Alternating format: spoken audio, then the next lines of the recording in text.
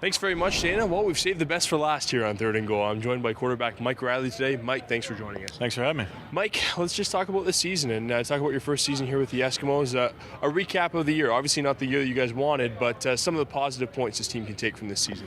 Yeah, there was some disappointing times in the season, definitely some ups and downs. We came together as a team and had our moments, where things were really exciting and looking up, but, it just fell short on a number of areas that we could have been better at. And I think for us, it's a great learning experience. It's, there's times where this happens as a pro, and you got to try to take the positives out of it and build towards next season.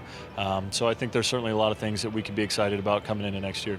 Talk about the learning curve for yourself. This is your first starting job as a quarterback here in the CFL, and kind of the progress throughout the season and how things kind of went, and your thoughts on where you are at now compared to coming into this season here as a starter with this team.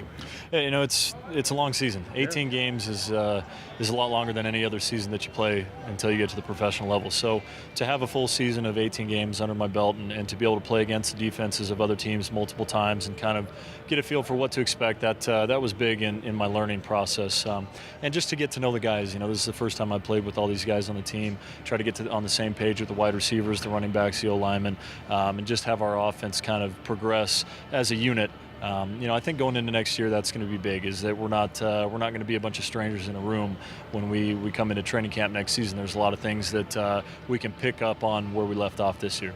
Talk about what's ahead here in the offseason. What are your plans? What are you going to be up to this offseason? And what will you be doing before we see you back here on the field next year? Well, it's holidays, right? Yeah. Unfortunately, I'll be able to go home for Thanksgiving. I never actually like being able to go back to the States for Thanksgiving because that's when the Grey Cup is. So, unfortunately, we're not in that this year, but it gives me an opportunity to go see friends and family and spend some time back in the States.